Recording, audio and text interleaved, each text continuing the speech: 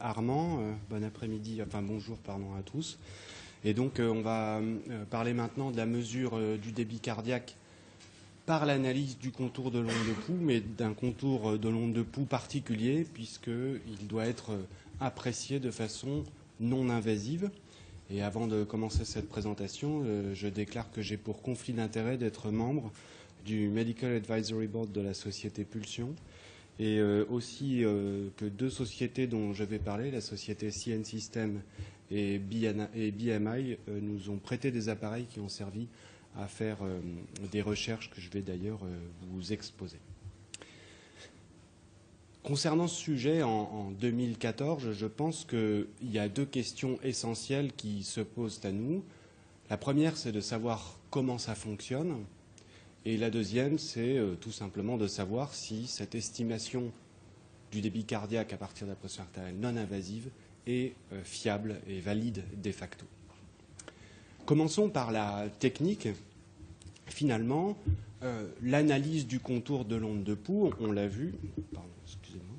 L'analyse du contour de l'onde de Poux, on l'a vu, c'est une technique qui, par magie, permet d'avoir une valeur de débit cardiaque à partir d'un signal de pression artérielle, on l'a évidemment compris depuis le début, et c'est finalement la courbe de pression artérielle qu'on appelle l'onde de Poux.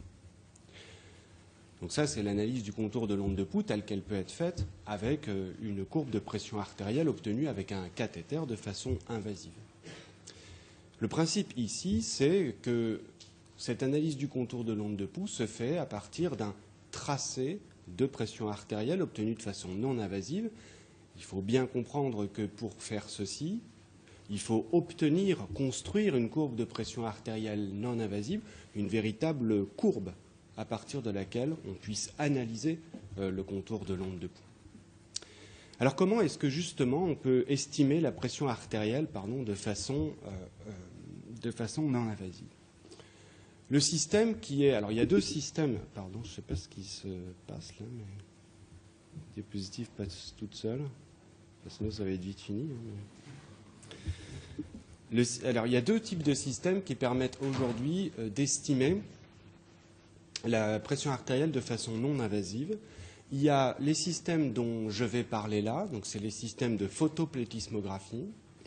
Et d'autre part, il y a un autre système qui est un système de tonométrie d'aplanation automatisée qui s'appelle le système T-Line de TENSYS, qui est en cours de développement aux États-Unis et qui, d'autre part, ne permet pas de faire l'analyse du contour de l'onde de Poux et donc dont je ne parlerai pas aujourd'hui. Ce dont on parle là, donc, ce sont des systèmes de photoplétismographie.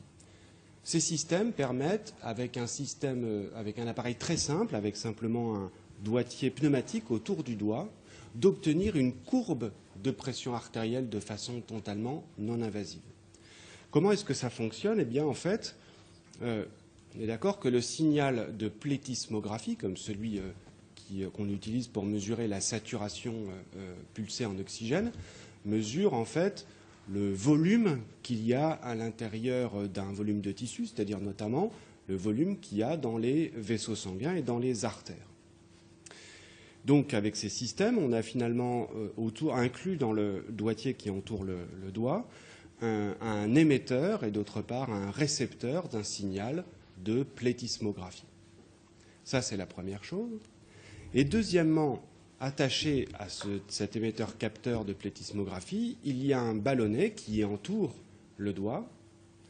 Et ce ballonnet se gonfle à chaque fois que la plétismographie détecte une augmentation du volume, c'est-à-dire un battement à l'intérieur du doigt. Et dans ce cas-là, il y a un servomoteur qui commande l'inflation du ballon, le but étant que le ballon se gonfle avec une pression suffisante pour maintenir exactement le signal de plétismographie constant.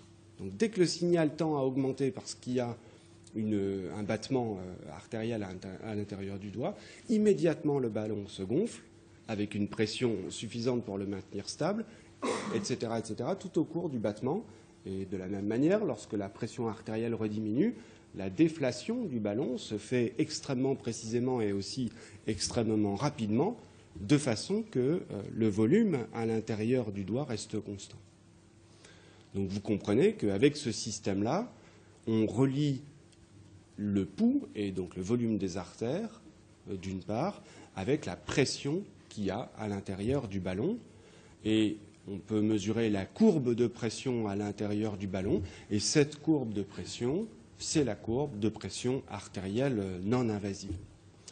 Alors c'est évidemment des systèmes qui sont, vous le comprenez d'emblée, très intéressants, puisqu'ils permettent de mesurer la pression artérielle d'une façon, alors là pour le coup, totalement non invasive, avec simplement les doigtiers que je décrivais et qui sont autour de 1 ou 2 doigts. Ces technologies ne sont pas nouvelles, puisque autrefois, les physiologistes notamment, les physiologistes utilisaient un système ancien qui s'appelait le système Finapress. C'était un système qui était d'ailleurs finlandais. Et donc cet appareil-là était utilisé, vous voyez ici, avec un doigtier ici qu'il y avait autour du doigt.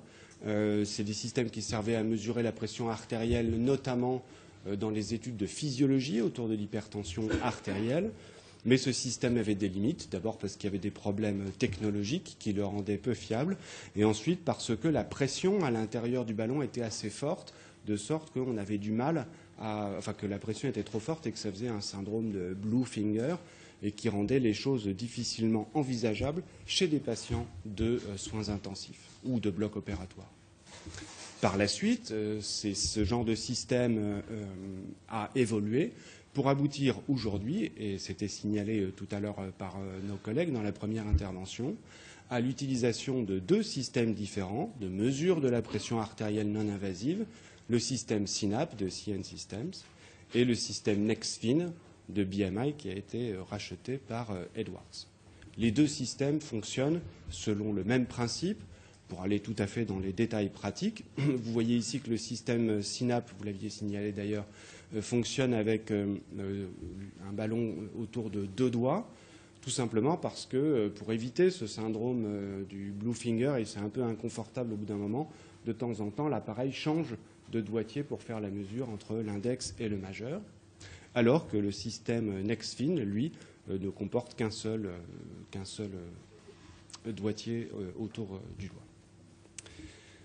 Donc si on essaye de dégager des messages clés très simples pour ce sujet-là, on peut dire que aujourd'hui, l'analyse du contour de l'onde de pouls se fait à partir d'un signal de pression non invasif qui est obtenu par une estimation de la PA non invasive par la photoplétismographie. Donc c'est quelque chose qu'il faut évidemment bien comprendre concernant cette technique. La question qui se pose à ce moment-là, logiquement, est de savoir, en premier lieu, si cette pression artérielle est en effet fiable, est-ce qu'elle est bien reliée à la pression artérielle de référence, c'est-à-dire la pression artérielle invasive. Alors, il y a eu beaucoup d'études de validation avec l'ensemble, avec les 2 systèmes, pardon. Je suis vraiment désolé, je ne sais pas ce que... Comme par exemple ici avec le système NextFin, et dans cette étude, par exemple, comparé à la pression artérielle invasive chez des enfants, vous voyez que le système, donc NextFin, permettait de mesurer la pression artérielle moyenne sur cette analyse de Bland et Altman, avec un biais qui était très faible, puisqu'il était aux alentours de 0, et avec une limite d'agrément qui était tout à fait correcte, aux alentours de 5 mm de mercure. Des résultats, évidemment, avec une limite d'agrément un peu plus large, étaient obtenus avec la pression artérielle systolique. Donc ça, c'était avec le système SYNAPP. Je ne rentre pas dans le détail également de cette étude. Avec le système SYNAPP aussi, cette étude qui est assez intéressante, je suis désolé, excusez-moi encore, puisqu'elle compare 2 versions de l'appareil, une version 3.0 et une version 3.5, et vous voyez qu'au total, il y a une amélioration avec notamment une diminution des limites d'agrément lorsqu'on utilise la technique la plus récente, le logiciel le plus récent. Donc ça donne évidemment une idée que plus ces systèmes se développent, plus la technique progresse et meilleure est la mesure. Je vous montre simplement quelques études de validation. Si on tente de résumer la littérature telle qu'on peut la voir aujourd'hui, et j'ai regardé là la littérature publiée sur le sujet jusqu'à tout récemment, on peut tout simplement résumer les choses comme ça. Il y a certaines études qui montrent, depuis donc 2009, des résultats favorables et une fiabilité tout à fait correcte de cette estimation non invasive de la pression artérielle. Et vous allez voir que finalement, on se trouve confronté exactement au même problème que pour l'analyse du contour de l'onde de Pou, qui est le problème du contexte. Car en effet, ces études positives, dans quel contexte ont-elles été menées? Eh bien, chez des sujets sains, ou que ce soit des sujets normaux, ou que ce soit des femmes enceintes, dans le contexte de la chirurgie cardiaque ici chez l'enfant, c'est l'étude que je vous ai montrée tout à l'heure, ou chez des patients aux urgences qui n'ont probablement pas d'agents vasopresseurs. Alors que deux études avec des résultats qui sont, eux, tout à fait négatifs, et très nettement négatifs, je ne vous en montre pas le détail, ont été conduites chez des patients de soins intensifs de réanimation.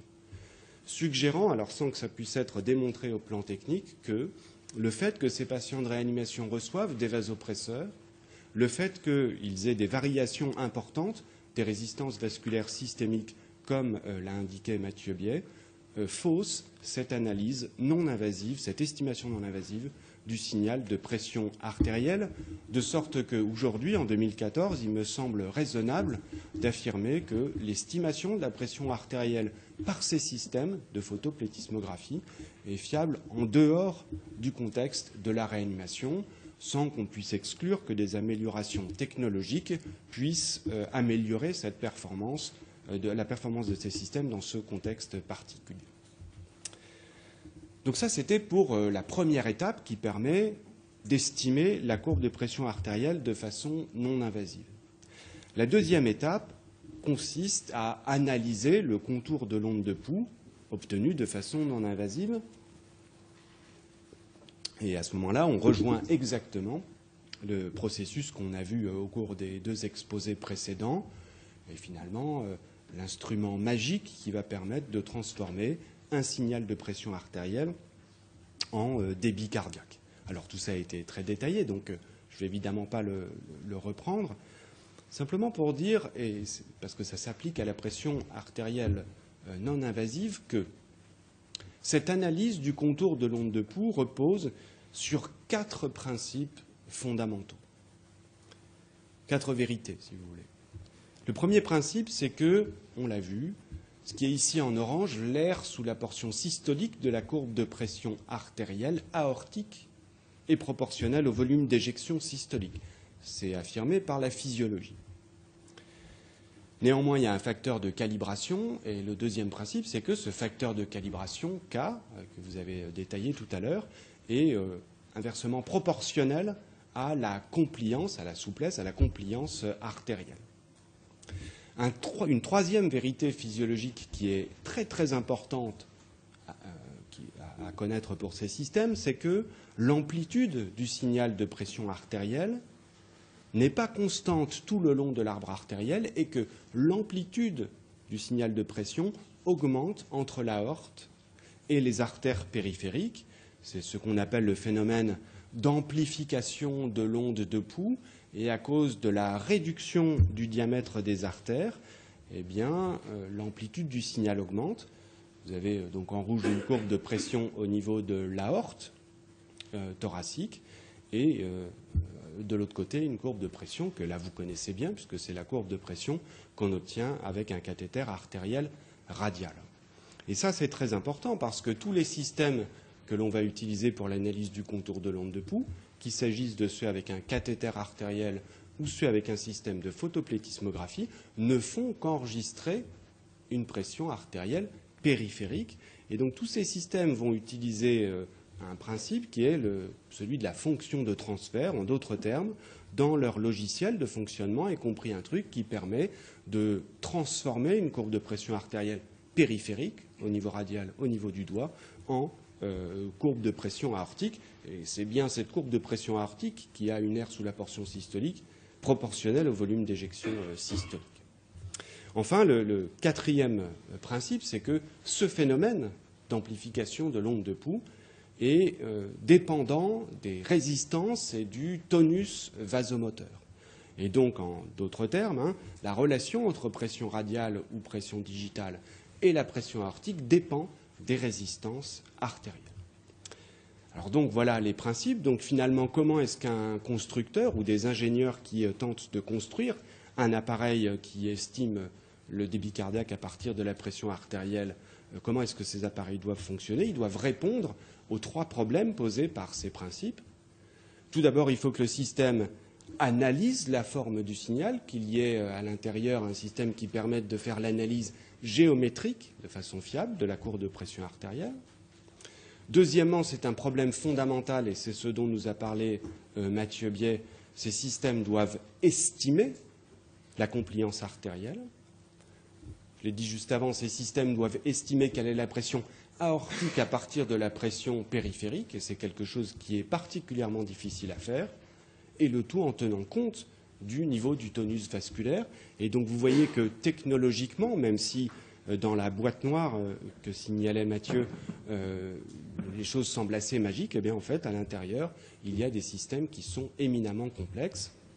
Et pour résumer, et pour réatterrir sur nos pieds de la pression artérielle non invasive, aujourd'hui, il y a 2 types d'appareils qui sont disponibles en France, les systèmes calibrés, Pico et EV1000, les systèmes non calibrés, le FlowTrack Vigileo et le ProAct PulsioFlex, et j'aurais pu ajouter le système MostCare qui est peu utilisé en France. Système calibré et système non calibré. Et donc vous avez bien compris que le principe des systèmes calibrés, c'est qu'ils n'essayent pas de deviner la valeur de K, ils sautent l'étape numéro 3, et pour ça, tout simplement, ils calculent K à partir d'une calibration externe. Avec Pico et EV1000, cette calibration, c'est la thermodilution transpulmonaire. On sait bien que ces systèmes permettent une mesure fiable et précise du débit cardiaque par la thermodilution. Vous injectez un bolus froid dans la circulation. De l'autre côté de la circulation, au niveau artériel fémoral, une courbe de thermodilution est enregistrée et c'est elle qui donne une valeur fiable et précise du débit cardiaque. Alors à partir de ce moment-là, le système qui enregistre la courbe de pression artérielle, au moment où vous faites la thermodilution, sait que lors de ce battement-là, ou ces quelques battements-là, l'air sous la portion systolique a telle valeur, en millimètres carrés, il sait que le débit cardiaque a telle valeur, parce que vous venez de le mesurer, et tout simplement, par un rapport entre les deux, il estime la valeur de K du facteur multiplicatif.